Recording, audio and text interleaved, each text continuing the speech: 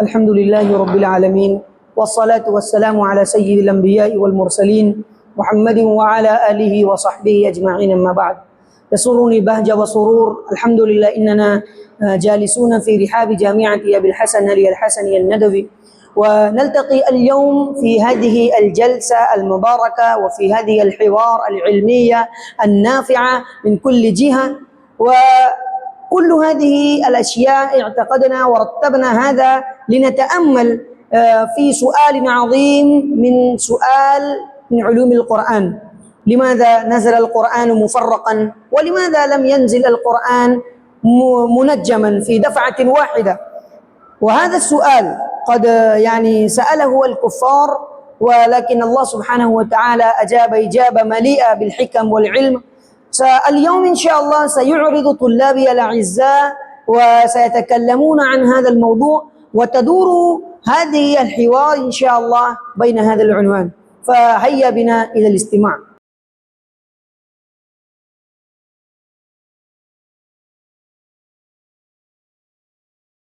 بسم الله الرحمن الرحيم. السلام عليكم ورحمة الله وبركاته. حديثنا اليوم عن موضوع عظيم جدا، وهو كيف حفظ القرآن الكريم، وكيف وصل إلينا كما نزل على النبي صلى الله عليه وسلم.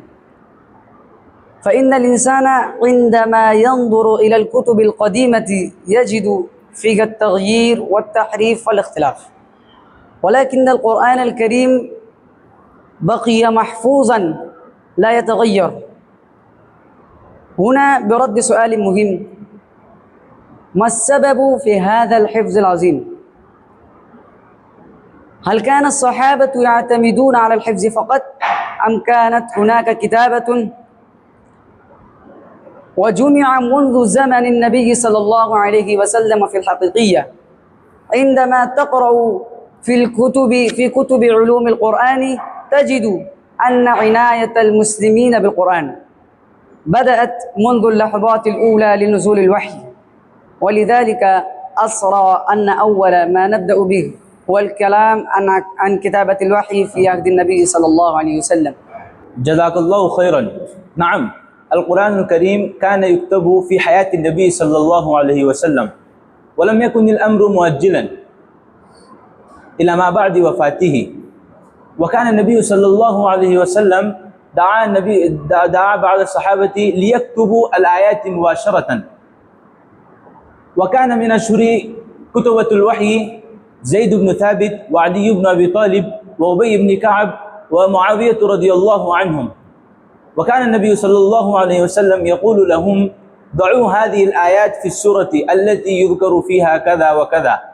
وهذا يدل على أن الترتيب الآيات كان مرتبا من عهد النبي صلى الله عليه وسلم نفسه.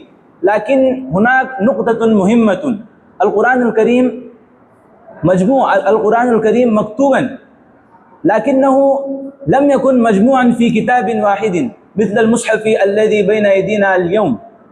وهنا قد يسأل بعض الناس: لماذا لم يجمع القرآن الكريم كاملا في عهد النبي صلى الله عليه وسلم؟ هذا سؤال جميل. العلماء ذكروا أن السبب في ذلك أن الوحي كان ما يزال ينزل، فالقرآن لم يكتمل إلا قبل وفاة النبي صلى الله عليه وسلم بوقت قليل.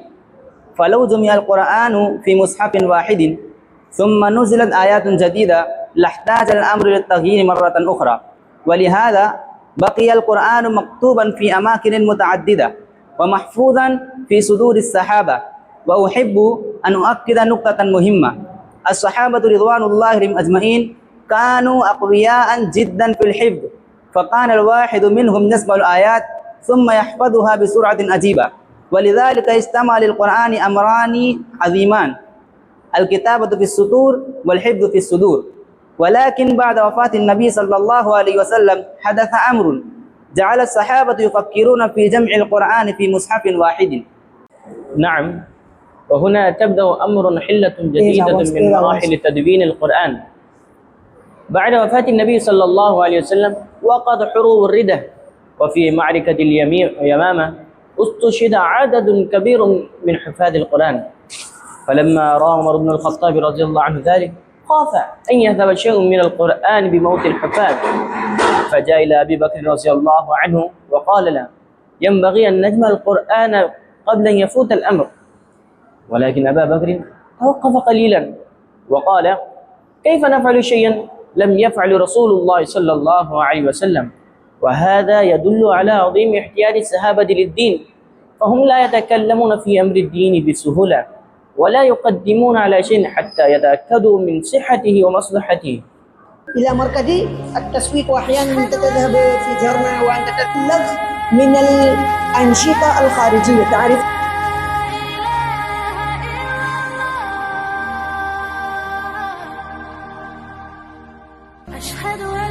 المحاضرة الأولى لنا، وهذه أول تجربة لنا أيضا.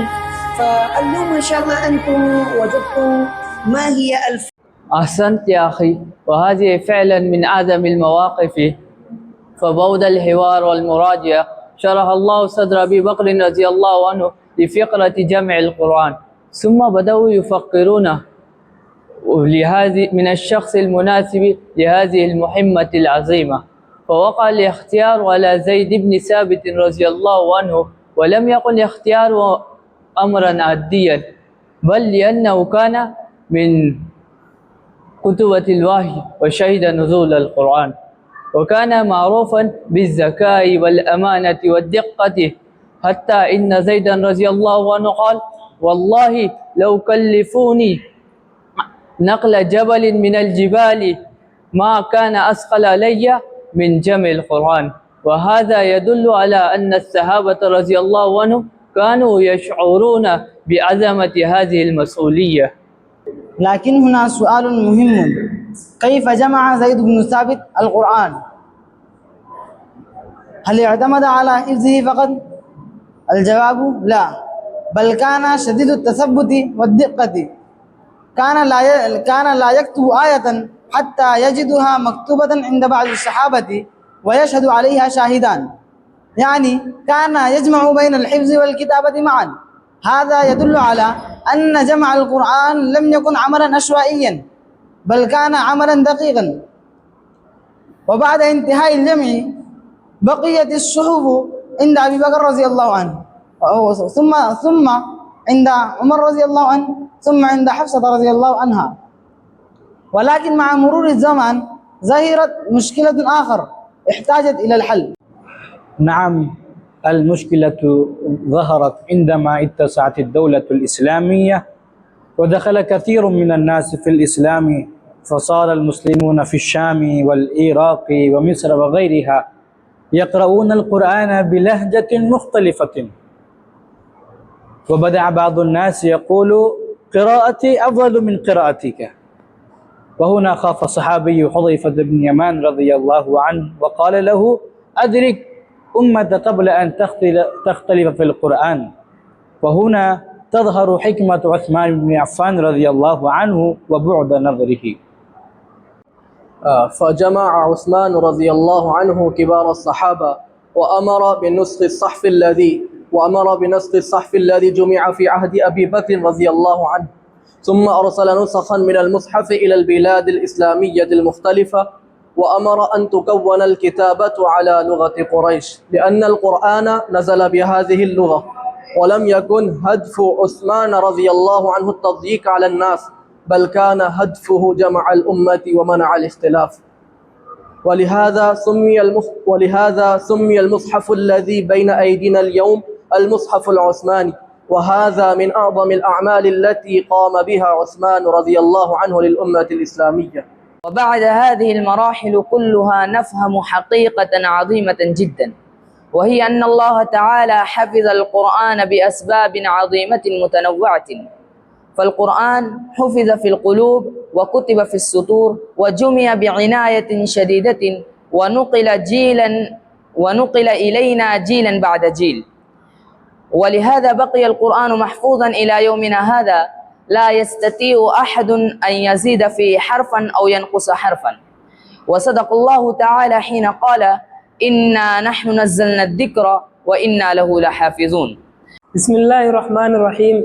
الحمد لله قد لاحظنا وشاهدنا وألفنا من هذه المحاضرة القيمة، فنحب أن نبين بعض نقاطها التي قيدناها.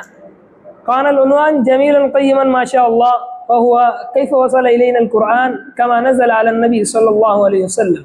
الصحابة يسمعوا الآيات ويحفظها بسرعة عجيبة، ولذلك اجتمع للقرآن أمران عظيمان: الحفظ في الصدور والكتابة في الصدور. بعد مرور الزمان رأى عمر رضي الله عنه شهادة كثير من الحفاظ في معركة اليمامة، فقال لأبي بكر رضي الله عنه: ينبغي أن نجمع القرآن قبل أن يفوت الأمر. ثم شرع الله صدر أبي بكر لفكرة جمع القرآن، فبدأوا يفكرون من الشخص المناسب لهذه المهمة العظيمة، فوقع الاختيار على زيد بن ثابت رضي الله عنه، وكان لا يكتب آية حتى يجدها مكتوبا عند بعض الصحابة ويشهد عليها شاهدان، يعني كان يجمع بين الحفظ والجمع معا. وهذا يدل أن جمع القرآن لم يكن عملا عشوائيا، وكان عملا دقيقا منظما. وقد قال الله تعالى: إنا نحن نزلنا الذكر وإنا له لحافظون، فلا يستطيع أحد أن ينقص فيه حرفا أو يزيد فيه حرفا. وهكذا بقي القرآن إلى يومنا هذا. كانت المحاضرة ما شاء الله قيمة جودة جميلة. نسأل الله تعالى أن يرزقنا تلاوته